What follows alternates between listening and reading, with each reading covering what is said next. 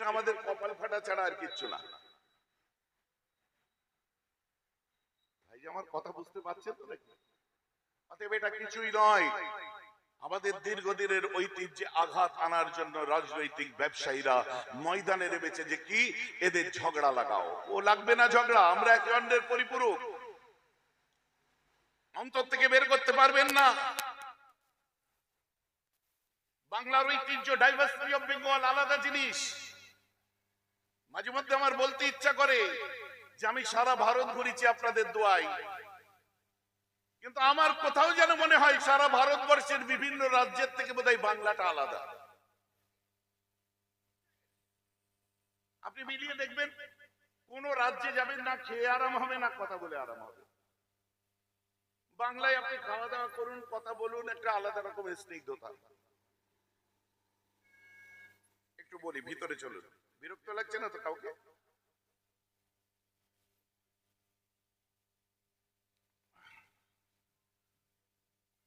আমার মুসলমান, আমার রাসূল আম্মা খাদিজাকে যখন বললেন ওর সেবা করো, আম্মা খাদিজা স্টার্ট করলেন সেবা করা। সেবা চলছে, সেবা চলছে।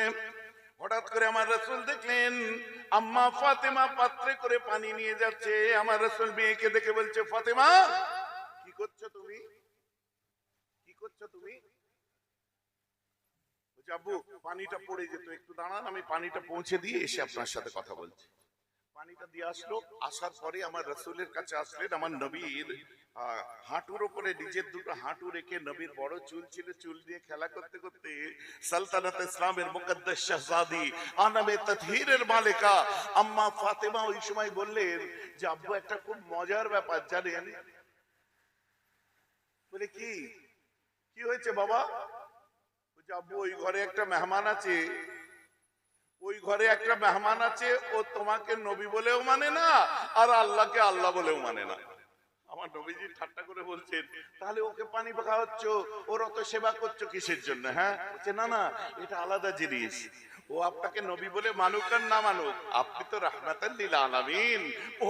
ও আল্লাহকে আল্লাহ বলে মানুক আর না মানুক, আমার আল্লাহ তো রহমানুর রহিম।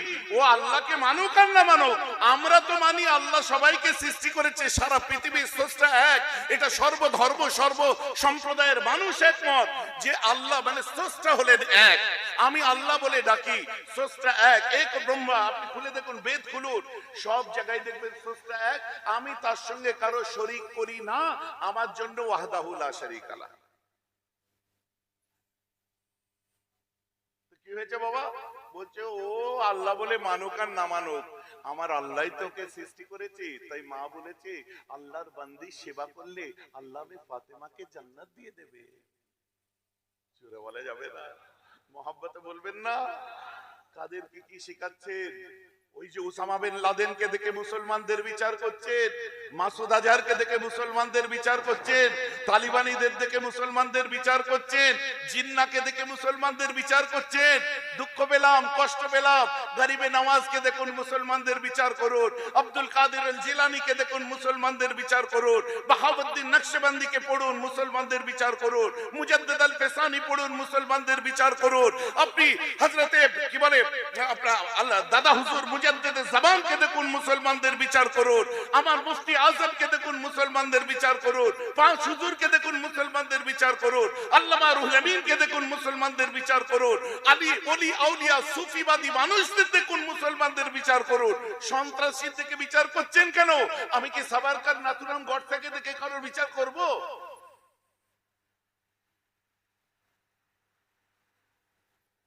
কথাটা আবার বুঝতে পারছেন কি?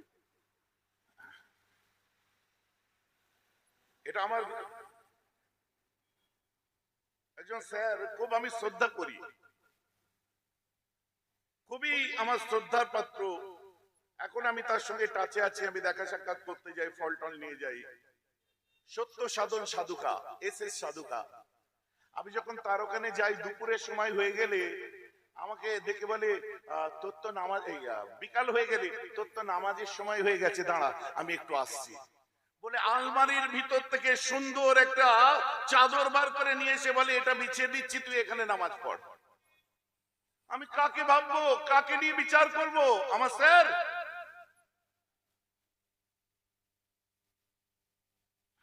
উত্তরপাড়ায় চলে যান, আজও প্যারি মোহন লাইব্রেরি দেখতে পাবেন, আমাদেরই প্রপার্টি। মেজর হুজুর কেবলা যখন যেতেন, মুজাদ্দিদে জামান যখন যেতেন, তখন ওখানে নামাজের মুসাল্লা বিছিয়ে একটা জায়গা পবিত্র করে রেখে দিত যে এখানে ফুরফুরার হুজুররা এসে নামাজ পড়বে। আজ থেকে বছর আসতে আগে আমার অ্যাক্সিডেন্ট হলো জানেন, মানে আমার চোট হয়নি, হাইওয়েতে আমি জামে দাঁড়িয়ে আছি, আমার গাড়িতে ওই ঠান্ডা মেশিনটা চলছিল, গাড়ি স্টার্টে ছিল, বাঁদিকে একটা ওই মারুতি কোম্পানির গাড়ি হয় না, অল্টো গাড়ি, নতুন একদম ব্র্যান্ড নিউ দাঁড়িয়ে আছে, পিছনে আমার এক সঙ্গী আছেন, ডাইভারশন ভেঙে দেখি একটা লরি এরকম উঁচু হয়ে উড়ে আসছে, লাইক আ হান্টিং লায়ন। আমি তাড়াতাড়ি করে গাড়িটাকে আগিয়ে বাঁদিকের ওই গাড়িটাকে ধাক্কা মেরেছি, ঢুক করে ও সরে গেছে, আমি গেলাম, আমার গাড়ির পিছনটাকে দিয়ে পুরো পিছনে আমার যে লরি ছিল, আমার গাড়ির পিছনের অংশ সমেত সেই লরিটার সাথে যে একদম স্টাপ হয়ে গেল। দুটো ড্রাইভারই খুব কঠিন অবস্থা। সাইড দিয়ে ওই গাড়িটাও আগিয়ে নিয়ে গেল, আমিও আগিয়ে গেলাম পিছন পিছন। বিচ্ছিরি ব্যাপার। আমার এই হালকা হাতেটাতে একটু মানে ওই ঝটকাতে চোট লেগেছিল। কিছুটা দূর আগে যে ড্রাইভারটা নেমে এসে আমাকে বিরাট তম্বি করতে আরম্ভ করলো, আমার নতুন গাড়ি আপনি ধাক্কা মারলেন ইচ্ছা করে। ভাই আমার গাড়িটা দেখ, আমারটা দেখ, তুমি এত রেগে যাচ্ছ কেন? আমি তোমার গাড়ি সারিয়ে দেবো। বুঝলেন, আমার অরিজিনালিটি নষ্ট হলো। আমি যে কালকে সকালে জালান কমপ্লেক্স খুলবে, আমি যাব, যে আমি তোমার গাড়িটা নিয়ে আমি তোমায় নতুন গাড়ি দিয়ে দেবো, ঝামেলা আছে। এই কথাবার্তা হচ্ছে, আমি বলছি, আমার ভেতর থেকে বলতে খুব ভালো লাগছে বুঝলেন। একজন মা নেমে এলেন, ভদ্র মহিলা, কোমরে আপনার ওই একটা চাবির যে একটা হয় না, রূপোর না কিছু হবে, সিলভারের, কি সুন্দর আপনার সাদা আর লাল পাড়ের সাদা শাড়ি, কপালে মোটা সিঁদুর, হাতে আপনার ওই শাখা পলা। উনি নেমে আসলেন, আসার পরে আমার দিকে তাকিয়ে হাসলেন। ঠিক আছে, আপনাকে চোট লাগেনি তো? আমার অটোমেটিক মুখ দিয়ে বেরিয়ে গেছে, না মা। তুমি আমার দিকে এইভাবে দেখলে, আপনার কোথায় বাড়ি? বলছে ম্যাডাম দেখুন আমার গাড়িটা কি করলো, দেখুন ধাক্কা মেরে। বলছে চুপ করো, দেখলে না ওনার তো প্রাণ চলে যেত আর একটু হলে। বলে আমার হাত দিয়ে তখন হালকা একটু একটু ওই লালচে লালচে মানে ওই রক্ত জমা টাইপের হয় না, হাতের দিকে আমি এইভাবে হাতটা রেখে করছি। আপনার হাত দিয়ে তো রক্ত বার হচ্ছে। নিজের গাড়ি থেকে আমি বড় পিরহান করে আছি, মাথায় টুপি দিয়ে, দাড়িওয়ালা একজন মুসলমান, নিজের গাড়ি থেকে সম্ভ্রান্ত সভ্য পরিবারের হিন্দু সম্প্রদায়ের গৃহিণী আমার মা, উনি নেমে এসে নিজের হাতে আমার হাতে পানি ঢেলে দিচ্ছে, আমি ওনার মুখের দিকে তাকিয়ে আছি, আমার চোখে পানি। কোথায় বাড়ি আপনার? একদম হাকিকত বলছি, বাস্তব ঘটনা। কোথায় বাড়ি আপনার? আমি ফুরফুরা হুজুর বাড়ির ছেলে, ফুরফুরা শরীফ। বলছি হুজুরদের বাড়ির ছেলে আপনি? হ্যাঁ। বলছে তুমি খামাখাই ভাবে ওনাকে কেন বলছো? আমার তো গাড়ি, উনি আশীর্বাদ করলে আমার অনেক গাড়ি হয়ে যাবে।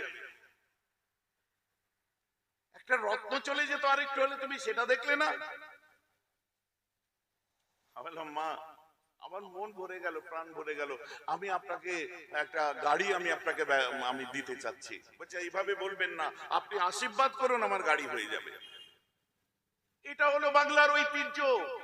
মুসলমান সম্প্রদায়ের টুপিওয়ালা দাড়িওয়ালা পিরহান পরে একজন মুসলিম সম্প্রদায়ের গুরুদেব যাদের বলে, পীর সাহেব বা পীরজাদা বলে, তার হাতে পানি ঢালছে হিন্দু সম্প্রদায়ের একজন সম্ভ্রান্ত পরিবারের মা। এর থেকে বড় বাংলার পাওনা কি আছে? এই ঐতিহ্য যতই চেষ্টা করা হোক নষ্ট হতে পারে না। একদম শিকড় পর্যন্ত মিলে আছে। অনেকে আমার সাথে তর্ক করে, আমি বলি শোন, এসব তর্ক করার জিনিসটা আত্মিক ব্যাপার, অভ্যন্তরীণ ব্যাপার। সুফিজম কি জিনিস বোঝো? আমরা লাদেনের ধর্ম করি না, আমরা মাসুদ আজহারের ধর্ম করি না, আমরা কি বলে জিন্নাত ধর্ম করি না, আমরা যে ধর্মটা করি মুহাম্মদ সাল্লাল্লাহু আলাইহি ওয়াসাল্লামের ধর্ম করি, যিনি একমাত্র পৃথিবীর বুকে মানব প্রেম, মানবতা, নৈতিকতা, মূল্যবোধ ছাড়া মানুষকে অন্য শিক্ষা দেয় না। অতএব রাসূল মানে মুহাম্মদ সাল্লাল্লাহু আলাইহি ওয়াসাল্লাম মানে দয়ার প্রতীক। জোরে বলুন সুবহানাল্লাহ। এই যে আমার কথা বোঝা যাচ্ছে তো নাকি? আমি এইসব উপমা দিলে অনেক দিতে পারি। দরবার শরীফে যে আপনারা দেখে এসেছেন, ওখানে কোন রকমের জাতপাত চলে না। ওখানে একটা জিনিস, আরে বাবা একটু উপরে উঠুন। সামান্য বিএ পাস করে ফেলেছেন মানে অনেক বড় শিক্ষিত হয়েছেন না। এমএ পাস করেছেন মানে অনেক বড় শিক্ষিত হয়েছেন না। যখন মাস্টার্স কমপ্লিট করা হয় মেজ হুজুরের কাছে গেলে উনি বলেন, বাবা এই মাস্টার্স কমপ্লিট, টাইটেল পাস করেছো, এই তো কিতাবের আলমারির চাবি খোলা হয়েছে, এখন কিতাব বার করাও বাকি, পড়াও বাকি। মাস্টার্স কমপ্লিট করে আপনার লাভ কি আছে? এমন মুসলমান খেয়াল করে শুনে রেখে দিন, দীর্ঘদিন পার হয়ে যাওয়ার পরে মেয়েটি যখন সুস্থ হয়ে যায়, আমার রাসূল হযরতে বেলালকে বলছেন, বেলাল যাও ওই মেয়েটিকে নিজের বাড়িতে পৌঁছে দাও। হযরতে বেলাল মেয়েটিকে নিয়ে যখন বার হয়ে যাবে, প্রথম দরজার বাইরে পা রেখেছে, দরজা সামান্য একটা পাঁচিল, তার পাশেই আছে জানালা ঘর। দরজা দিয়ে বার হচ্ছে, জানালায় রাসূল দাঁড়িয়ে, পাশে আম্মা ফাতেমা দাঁড়িয়ে, তার পাশে আম্মা খাদিজা দাঁড়িয়ে। মেয়েটি ঘর থেকে যখন বার হয়েছে, বার হওয়ার সাথে সাথেই বেলালের দিকে তাকিয়ে বলছে, এই বেলাল তুই আবার মুহাম্মাদের সেই না তো? আম্মা খাদিজার চোখে পানি, আম্মা ফাতেমার চোখে পানি। এটা কি হলো? এতদিন সেবা করলাম আর আমার স্বামীকেই গালাগাল করছে।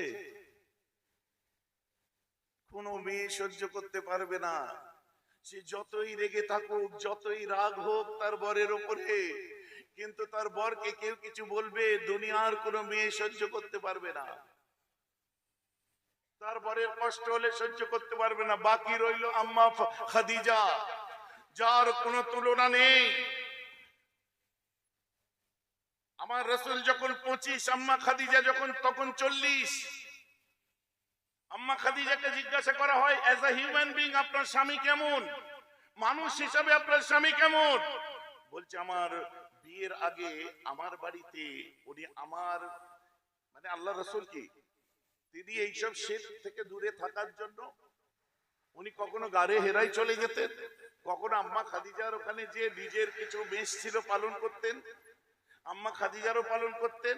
ওই আম্মা খাদিজার মেষ যেখানে থাকতো, আমার রাসূল নিজের ঘরে আসলে কাবার কাছে বিভিন্ন আপনার কাজকর্ম চলতো, ওটা ওনার পছন্দ নয়।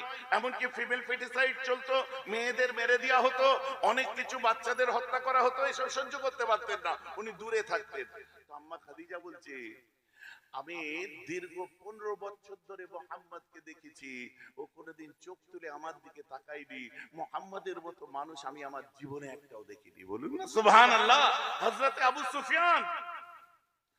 সুফিয়ান যখন মুসলমান হননি, তখন হযরতে আবু সুফিয়ান রাদিয়াল্লাহু আনহুকে নাজ্জাশী বাদশা জিজ্ঞাসা করেছিল, মুহাম্মাদের এত বদনাম, মুহাম্মাদের বিরুদ্ধে এত মানুষ মুহাম্মাদের সঙ্গে লড়াই করতে চায়, as a human being Muhammad কেমন একটু তুমি বলতে পারো, উনি মানুষটা কেমন আমি জানতে চাই। ওই সময়তে আবু সুফিয়ান বলেছিল, দেখো ওর খোদাকে আমি খোদা বলে মানি না, ওকে আমি রাসূল বলে মানি না, আমার তোমার ধর্ম এক, তথাপি একটা সত্য বাস্তব শুনে নাও, আল্লাহর জমিনে অ্যাজ আ হিউম্যান বিং মানুষ হিসেবে মুহাম্মাদের থেকে ভালো মানুষ আমি একটাও দেখিনি। জোরে বলুন সুবহানাল্লাহ।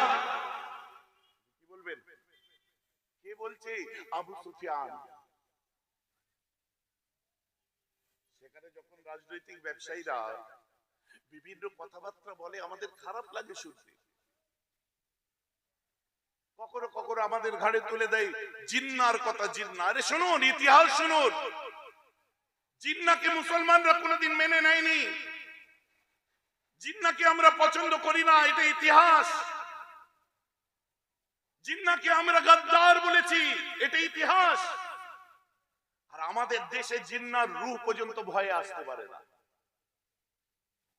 যে সমস্ত ছেলেরা হিস্ট্রি নিয়ে পড়াশোনা করেছে জিজ্ঞাসা করুন, জিন্নার রূহ পর্যন্ত ভয়তে আসে না। আমার প্রশ্ন, এক জিন্নাই পড়ে থেকে মুসলিমদের বিচার না করে আপনি একটু আশফাকুল্লাহ খানের কথা বলুন, যে জমিনে বসে ওয়াজ শুনছেন আপনারা, এই জমিনের ভূমিপুত্র হাফেজ গোলাম মুস্তাফার কথা বলুন, যে দেশের জন্য প্রাণ দিয়েছিল। যে জমিনে বসে আছেন এই জমিনের হাবিবুর রহমানের কথা বলুন, আপনি আশফাকুল্লাহ খানের কথা বলুন, আপনি কি বলে বীর আব্দুল হামিদের কথা বলুন, আপনি বিনয় বাদল দিনেশের কথা বলুন, আপনি ক্ষুদিরাম বসুর কথা বলুন, আমরা তো এদেরকে ভালোবাসি, আমরা তো এদেরকে ফলো করি। আপনি আল্লামা ফজলে হক খায়রাবাদীর কথা বলুন, আপনি আল্লামা মোহাম্মদ আলী জওহরের কথা বলুন, শওকত আলীর কথা বলুন, আবাদি বানুর কথা বলুন, শাহনওয়াজ হোসেনের কথা বলুন, খান আব্দুল গফফার খানের কথা বলুন, ক্ষুদিরাম বসুর কথা বলুন। আমাদের তো এরাই। ভারতের স্বাধীনতা সংগ্রাম লক্ষ্য করে দেখুন, ৯৭,০০০ মানুষ দেশের জন্য প্রাণ দিয়েছিল, তার মধ্যে হিন্দু খ্রিস্টান বৌদ্ধ সব আছে।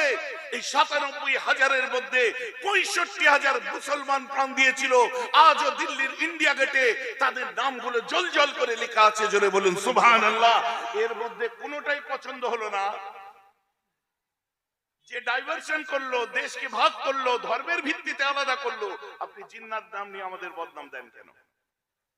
আমরা কি সাভারকারের কথা বলি? আমরা কি গান্ধী হত্যার ঘটনা জানি না? ভাইজান কথা বুঝতে পারছেন?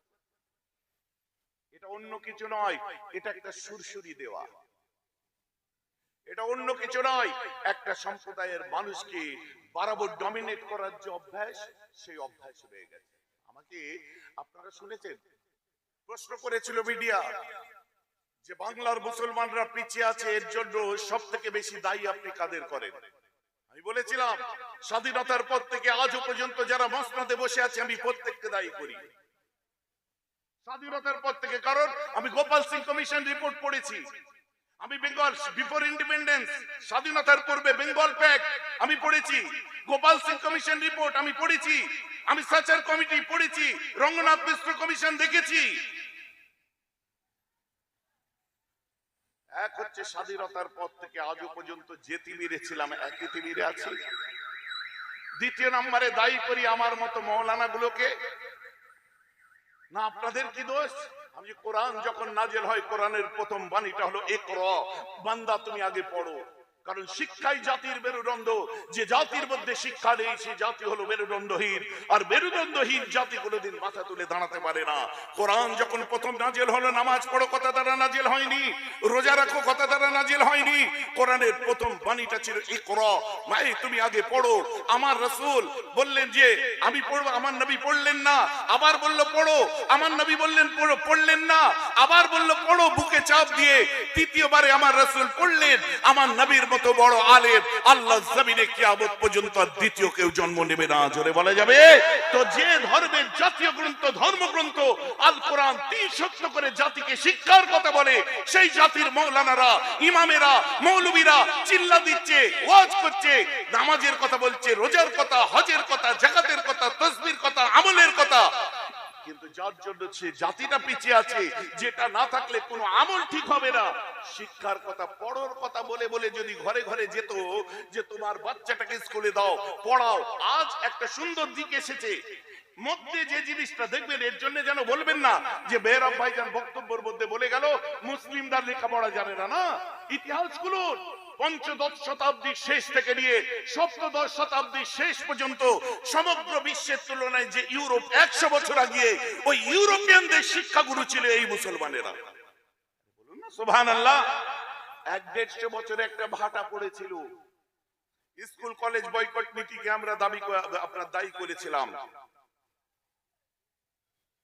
আপনি লক্ষ্য করে দেখুন, শুধু তাই নয়, দূরে দূরে যে যদি শিক্ষার অভিযানটা চালাতে পারতাম, জ্ঞানের অভিযান যদি চালাতে পারতাম কোন গভর্নমেন্টকে, সর্বশিক্ষার অভিযান চালাতে হতো না মুসলমানদের কাছে। আর মুসলমানরা আলেম ওলামাদের বেশি মানে। তো দ্বিতীয় নম্বরে আমরা শিক্ষার জায়গা থেকে দূরে রেখেছি বলে আমি নিজেকে দায়ী করি, আমিও পারিনি। ৩ নম্বরে দায়ী করি আপনাদের মতো গণমাধ্যমকে। আমরা কি করলাম দেখতে পাচ্ছেন না, গদি মিডিয়া কি করছে?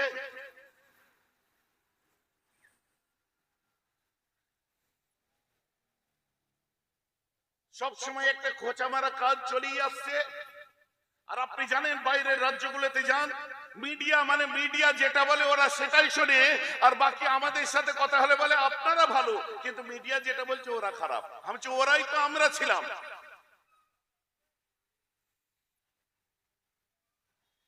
কথা বুঝতে পারছেন? আমাদের পিছিয়ে দেওয়ার জন্য অনেকটাই অনেক মুরব্বীরা বসে আছে, লক্ষ্য করে দেখুন। এখন ইদানিং তাই না আমাদের জন্য নিউজ হচ্ছে, কারণ আবার দেখছে মুসলিম সম্প্রদায়ের ছেলে মেয়েরা আবার স্কুল বুকি হচ্ছে, আবার কলেজ বুকি হচ্ছে, আবার ইউনিভার্সিটিতে যাচ্ছে, আবার কাটে টাক্কার লাগিয়ে রাখছে, কম্পিটিশনে তারা আছে, প্রতিযোগিতায় তারা আছে। এখন লিখছে যে দেখছে, সকাল বেলায় উঠে খবরের কাগজটা এরা পড়ে, সকাল বেলায় উঠে অনলাইন নিউজ গুলো এরা দেখে। এখন একটা নিউজের বাজার তৈরি হয়েছে, ভিউয়ার লাগবে, পেপার বিক্রি লাগবে। এখন দেখুন আবার আমাদের নিউজ হচ্ছে। সেই নিউজে কি বলছে? পহেলগাঁওয়ের 26টা প্রাণ নষ্ট হয়ে গেল, ওর পিছনে হাত আছে মুসলমানদের। আমরা তাদের মুসলমান ভাবি না যারা মানুষ মারে। উস্তাদুল হুফাজ বসে আছে, জিজ্ঞাসা করুন, আল্লাহর কোরআনের সূরা মায়েদা খুলে দেখুন। আমার আল্লাহ বলছেন কিনা, পৃথিবীর বুকে যদি কোনো মানুষ একটা মানুষকে হত্যা করে, টোটাল মানব জাতিকে সে হত্যা করলো। কোন কোরআন মেনে তারা চলে? আমার দেশে 26টা প্রাণ নষ্ট হয়ে গেল, 26টা বোনের কপালে সিঁদুর মুছে গেল। সেখানে ঠেলে ঠুলে কি মুসলমানরা আইডেন্টিটি চেক করে মেরেছে। আরে আমরা ওদেরকে মুসলমান মনে করি না, ওদের সন্ত্রাসী ভাবি, ওদের আতঙ্কবাদ ভাবি, ওদেরকে মার্ডারার ভাবি, ওদেরকে টেররিস্ট ভাবি। আর টেররিস্টকে আমি ইসলামের সঙ্গে, টেররিজম আর ইসলাম এক করতে চাই না, দুটো আলাদা জিনিস। আমরা মুসলমান তো তাকে ভাবি যখন নির্বিচারে ওই গুন্ডাগুলো